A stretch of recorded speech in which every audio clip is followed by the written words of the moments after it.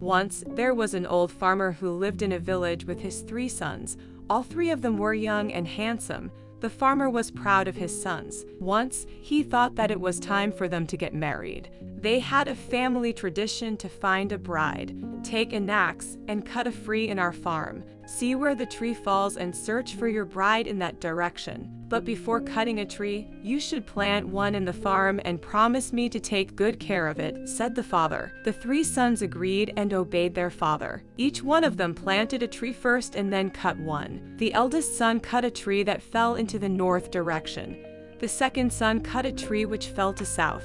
The youngest son's tree fell in the direction of the jungle. His elder brothers laughed at him and made fun of him.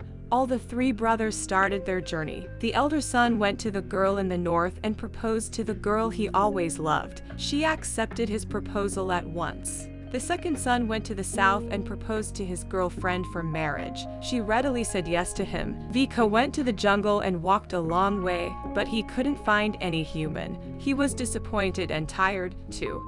So, he looked for a shelter and found a small hut in the jungle. Veikko was surprised to see it. There was nobody present but a mouse. Veikko told the whole story to the mouse, but the mouse told him that he would not find any girl in this jungle. The little mouse presented herself to be Veikko's bride. She started convincing Veikko. She danced for him and sang a beautiful song for him.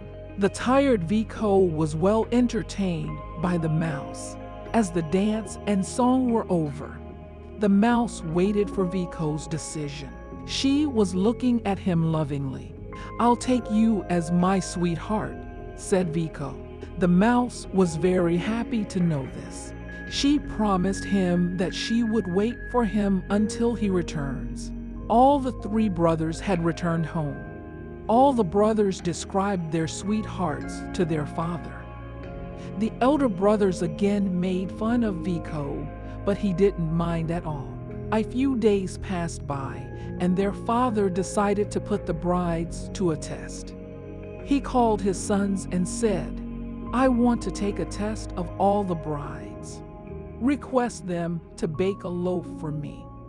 Both the elder brothers agreed, but Veikko was silent. He was worried, for he knew that a mouse cannot bake a loaf. He went to the jungle. The mouse was very pleased to see him. Veikko looked worried and told her about the kitchen test. She immediately jumped down and rang a small silver bell thrice. Listening to the sound, hundreds of mice came out from nowhere. The mouse ordered, "Each of you fetch me a grain of finest wheat." To Veikko's surprise, all the mice vanished. When they returned, they had a grain of fine wheat with them. Collecting those grains, the mouse baked a beautiful loaf of wheat bread. All the 3 brothers took the loaf to their father. The eldest son presented dry bread. The second son brought the bread made up of barley, and Veikko presented his white bread. The father loved all the bread loaves and decided for another test. "Now, I want each of them to weave something for me," the father said. Both the brothers knew that their beloved were good weavers.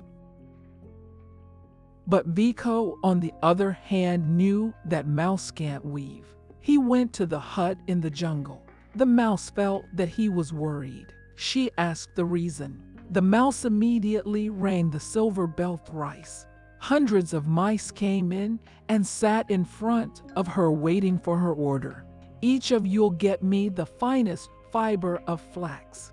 Obeying her order, all the mice vanished. When they returned, they had the finest fiber of flax with them. The mouse weaved a beautiful piece of fine linen. It was so sheer that she kept it in an empty nutshell. Veikko took the nutshell with him and came home. His 2 brothers presented the piece woven by their sweethearts. The eldest brother got coarse cotton, which was quite okay. The second son brought a mix of cotton and linen, which was a bit better. Then, Veikko put forward the nutshell. His brothers, as always, laughed at him. Their laughter faded away as their father opened the nutshell. He brought out the finest fabric of linen. Their father loved what Veikko's bride weaved for her. Now, you three may bring your sweethearts home. I want to meet them all. Bring them tomorrow, said father. The mouse was overjoyed to know this. She dressed well, rang silver bell, and ordered for a coach and 5 coachmen. Soon, there arrived a coach of a nutshell and 5 mice drawing it. Veikko was surprised to see this. The mouse sat in the coach with a coachman in front and footmen at the back of the coach. They started their journey to Veikko's house. Veikko was walking beside the coach, walking through the jungle. They came near a town. There was a river flowing in between. They had to cross the bridge over the river. As they were crossing it, a man came from nowhere in the opposite direction. He saw a bunch of mice coming on his way. He laughed and stooped them all into the river. Veikko was very sad for the mouse, but the man laughed loudly and went away. He looked down into the river, but he found nowhere. Saying this, Veikko turned and saw a beautiful coach standing on the other bank of the river. It was being carried by 5 glossy horses. The most beautiful girl was seated in the coach. Veikko was pleased to see the beauty of the coach. He started walking towards his home. As he came near the coach, he realized that it was the coach of the mouse. The princess told him that she was under an evil's curse. It had broken because Veikko had accepted her as her sweetheart. They continued traveling to Veikko's home.